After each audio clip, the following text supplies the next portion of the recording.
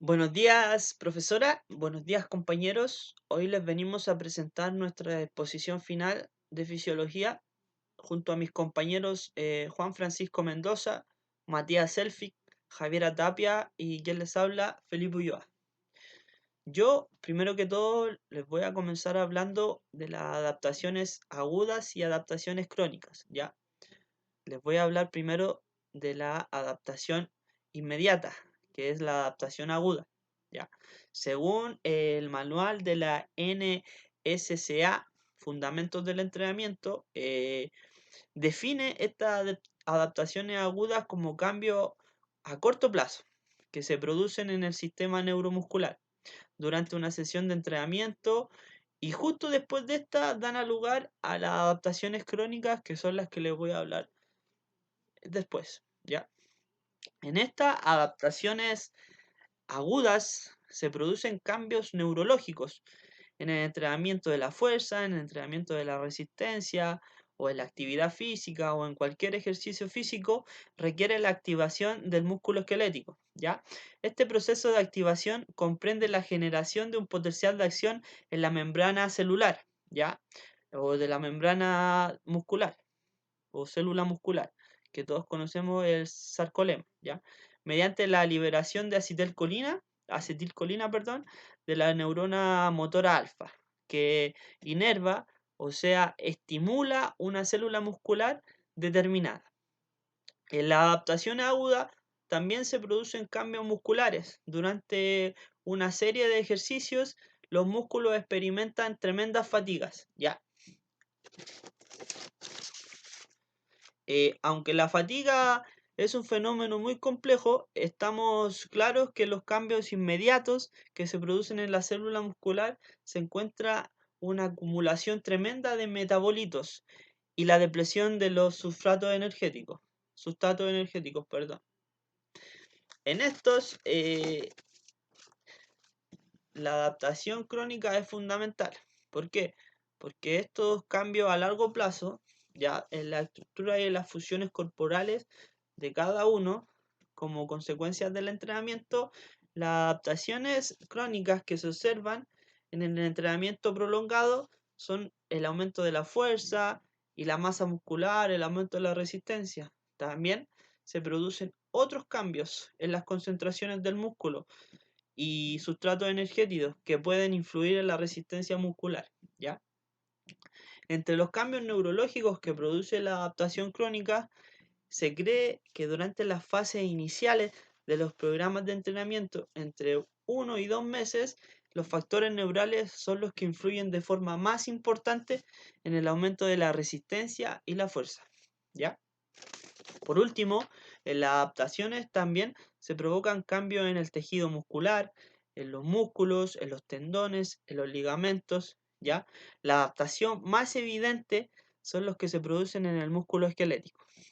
Otros cambios que se producen a largo plazo en estas adaptaciones crónicas, perdón, son cambios esqueléticos, cambios en tendones, como le dije, cambios en ligamentos, cambios metabólicos, cambios endocrinos, también cambios cardiorrespiratorios y en la composición corporal, como fueron los cambios que nos produjeron a nosotros durante las 5 semanas.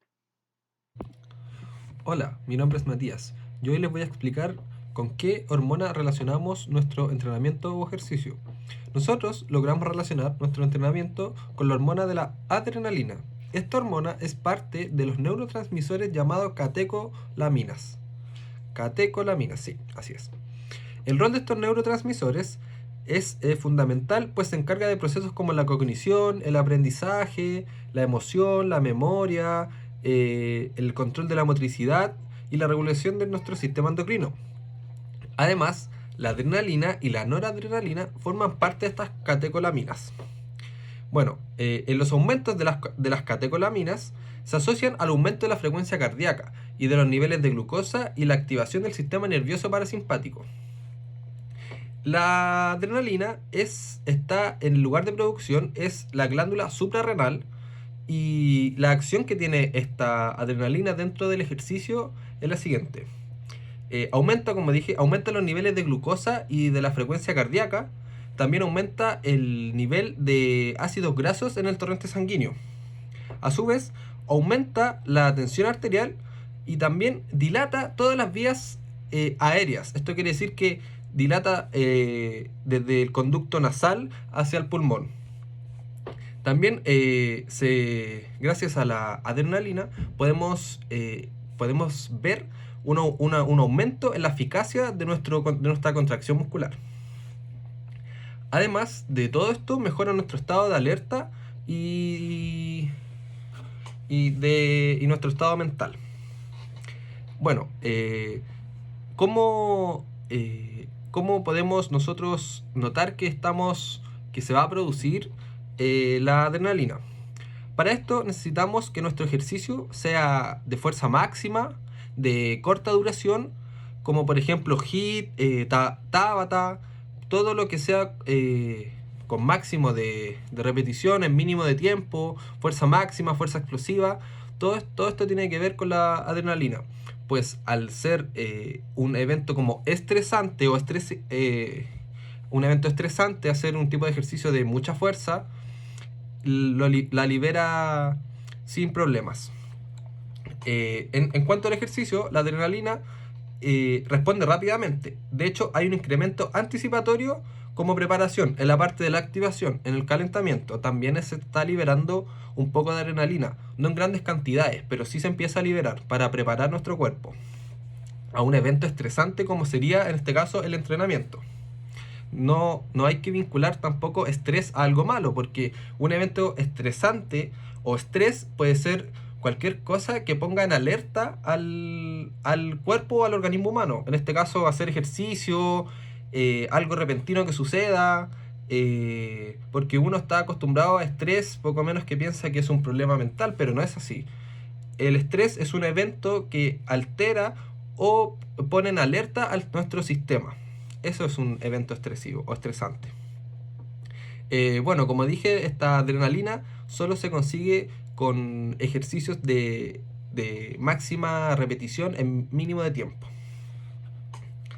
La adrenalina es un estimulante endogámico, pues ayuda a potenciar todas las cualidades deportivas en diferentes niveles y momentos.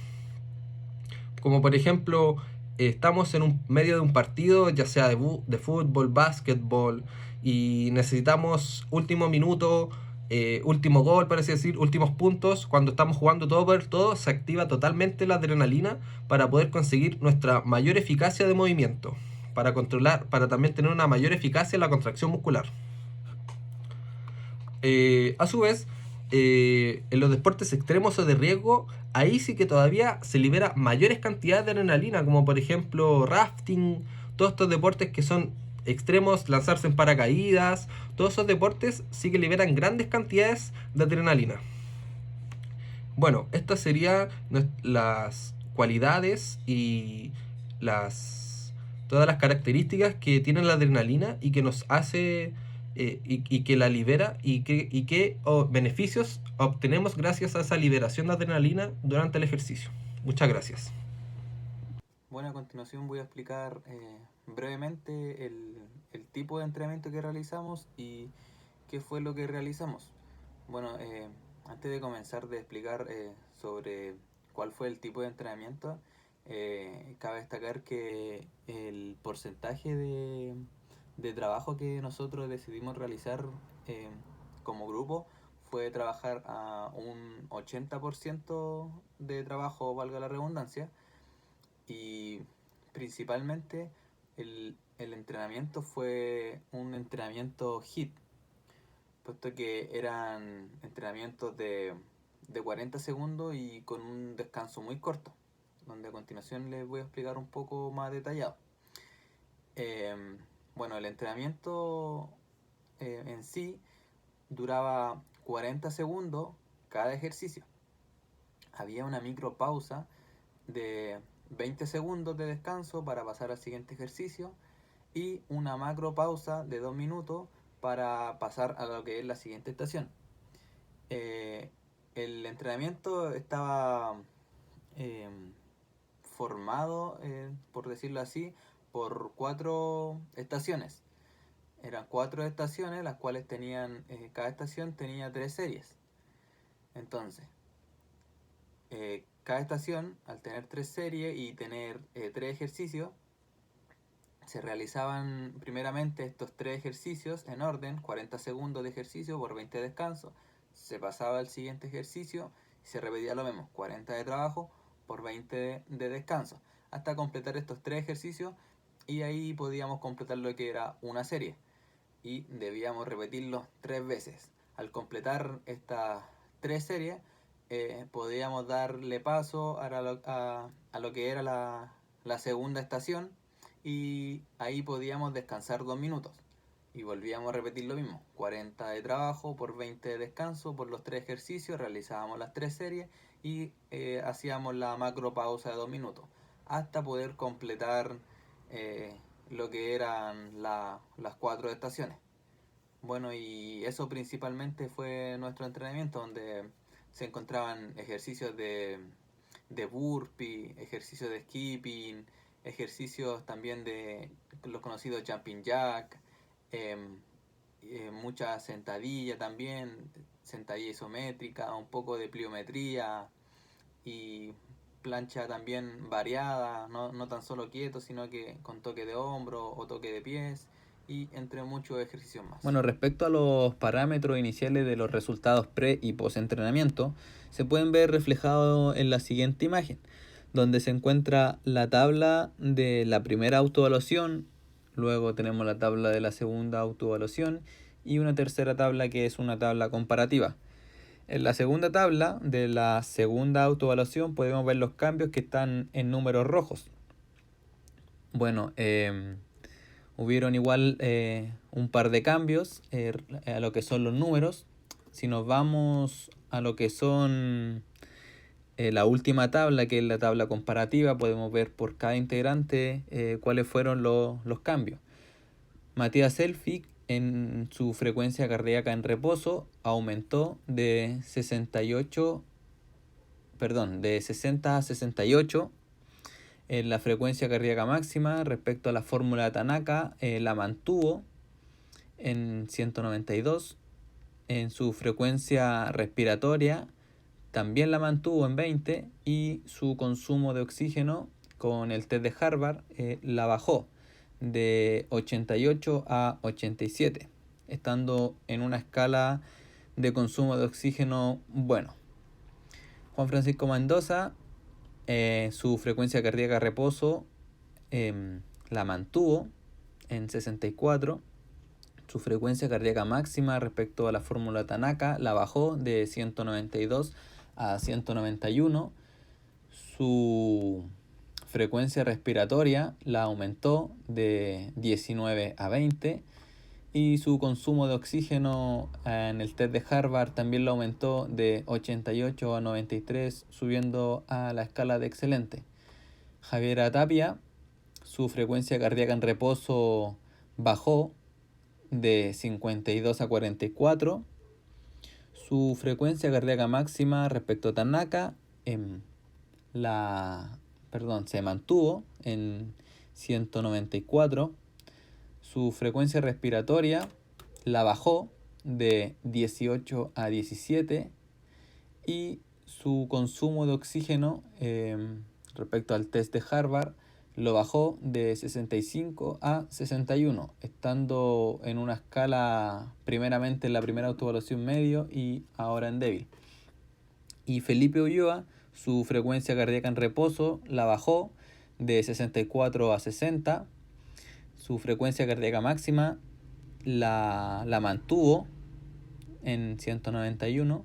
Su frecuencia respiratoria se vio baja de 18 a 15, y su consumo de oxígeno respecto al test de Harvard lo aumentó de 71 a 74, estando en una escala medio.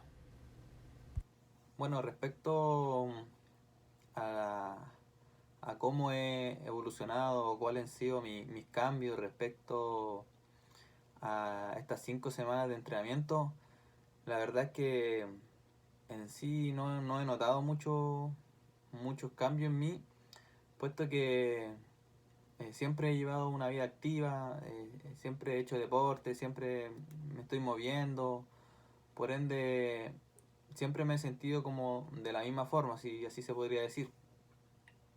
Eh, Antes que llegara el COVID, o en el momento en que llegó el COVID, perdón, eh, en, ese, en ese transcurso en que empezaron a cerrar todo lo que son los centros deportivos, todo lo que son los gimnasios, en ese momento sí me pude ver como un cambio, puesto que ya no podía asistir a esos centros deportivos y estuve parado aproximadamente 3 semanas y, y ahí logré ver un cambio que me vi muy disminuido en mi resistencia y un poco de lo que es la hipertrofia. Y bueno, luego de esas 3 semanas, aproximadamente principio de abril, decidí volver a entrenar acá en casa, motivarme a mí mismo y entrenar al menos 3 veces por semana. Empecé de a poco, siempre de menos a más y, y bueno, y de a poco fui subiendo la intensidad, fui subiendo la carga, pero no de la misma forma en que entrenaba anteriormente, puesto que no se encuentran los mismos implementos en casa a que en un gimnasio. Bueno, luego al momento de llegar a lo que es estas 5 semanas de entrenamiento del trabajo que realizamos, eh, como explicaba anteriormente, no pude notar muchos cambios. En sí hubo un cambio sí que he notado bastante, eh, que después de estas 5 semanas de entrenamiento, es que mi hipertrofia se ha visto como disminuida. Estoy un poco más flaco que antes, puesto que igual estoy entrenando harto. em, Estoy entrenando lo que habíamos quedado de acuerdo con mis compañeros y también por otro lado estoy entrenando con mi familia, mis hermanas más que nada. Las motivé a entrenar, puesto que respecto a todo lo que está pasando, de estar encerrado en las casas, la actividad física se ha visto muy disminuida. Entonces estamos entrenando em, día por medio, por ende hay semanas que nos toca entrenar 3 días y otras semanas que nos toca entrenar 4 días. Entonces a eso le sumo lo del trabajo, por ende más que nada ha sido mucho ejercicio aeróbico y en sí tratamos de meter un poco de fuerza con peso en las mochilas, con un poco de libro, pero eso más que nada. Entonces eso recalco que mi disminución de hipertrofia se ha notado bastante. Y lo anterior, sigo de igual forma, muy bien de ánimo, estado físico también.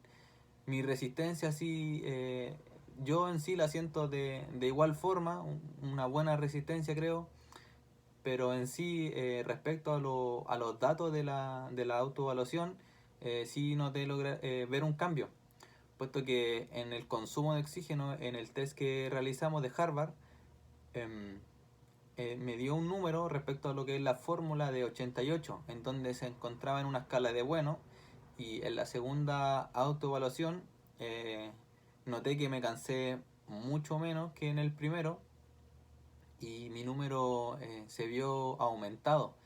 Me dio 93 en lo que es la fórmula del consumo de oxígeno y en lo que se encuentra en una escala de excelente.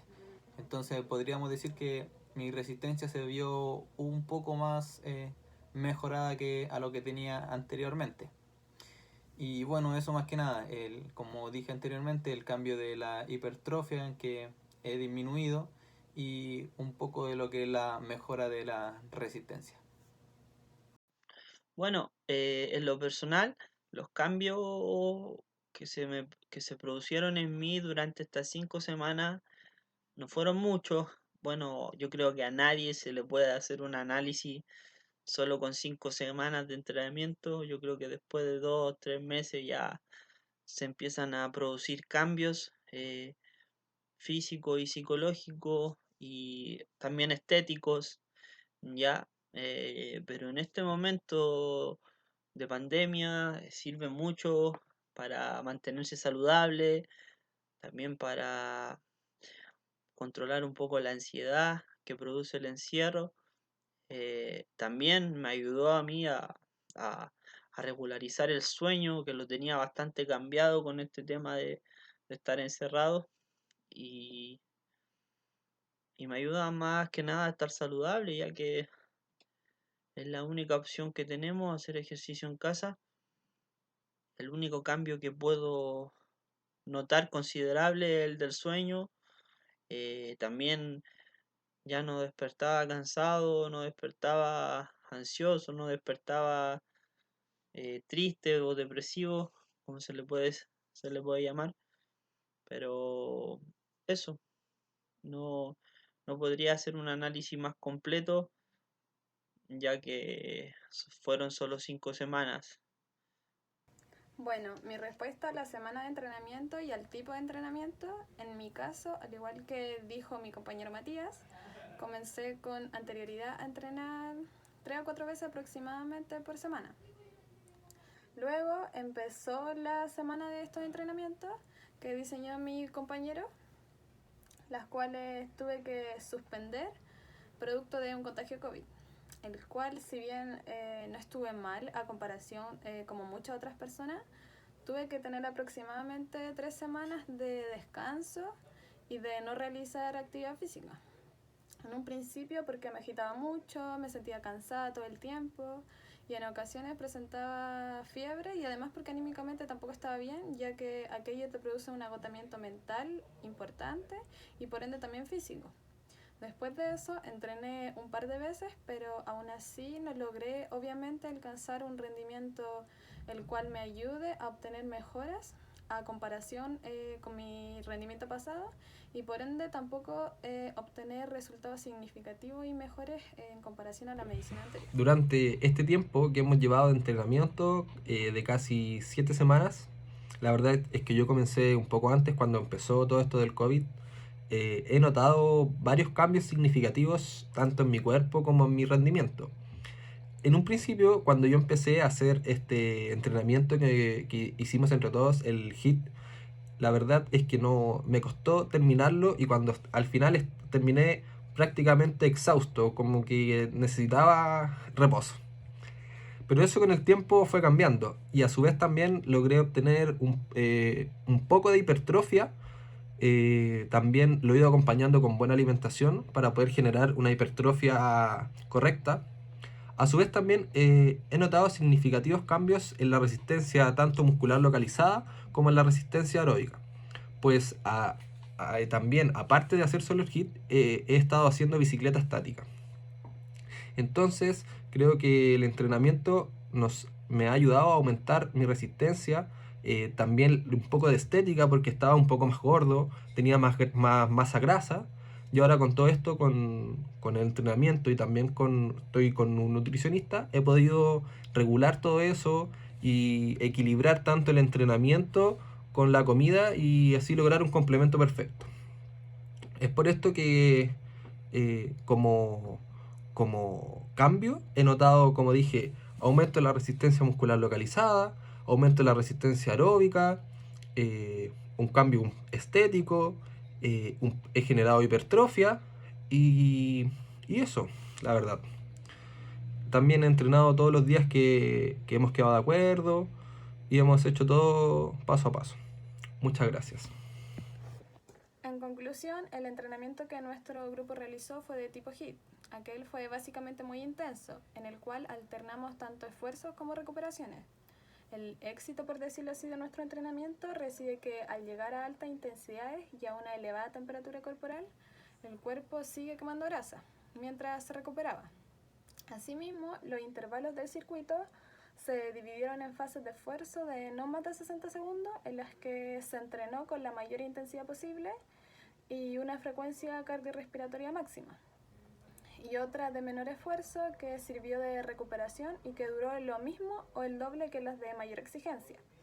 En cuanto a la práctica, rendimiento y resultado de mis compañeros, los tres tuvieron mejora en su rendimiento a comparación de la medición anterior, mejora en el VO2 max, el cual es uno de los mejores marcadores de salud, sobre todo en prevenciones de enfermedades cardiovasculares. Asimismo, mejoraron también la capacidad cardíaca, pulmonar y el aumento de la resistencia, incluso más rápido que el propio entrenamiento de resistencia como tal. También en algunos se vio reflejado en la pérdida de grasa. Obviamente esto fue acompañado con una dieta adecuada, pero en términos generales el aumento del metabolismo y gasto calórico se acentuó y se optimizó el uso del sustrato. En mi caso no hubo una mejora o una gran distancia de número a comparación con la anterior, debido a que no pude completar la semana de entrenamiento necesario para obtener estas mejoras que sí obtuvieron mis compañeros. Este entrenamiento que realizamos durante esta semana no solo fue una buena opción para quemar grasa, sino también para cuidar la salud y mejorarla en diferentes aspectos, ganar músculo, potencia y así como incrementar también el rendimiento deportivo. También más allá de la quema de grasa, fue un tipo de entrenamiento efectivo para obtener mejoras significativas a nivel cardiorrespiratorio, cardiovascular. Este trabajo fue muy importante y de gran agrado para nosotros, debido a que nos sirvió para mejorar en varios aspectos, reducir el estrés y también el hecho de que pudimos reflejar y comparar nuestros resultados. Para finalizar, la información que nos ayudó a completar esta exposición fue a través de un libro llamado Manual NSSA de Fundamentos del Entrenamiento Personal y un artículo del sitio GSE que tenía como título Las catecolaminas y su rol en el ejercicio intermitente.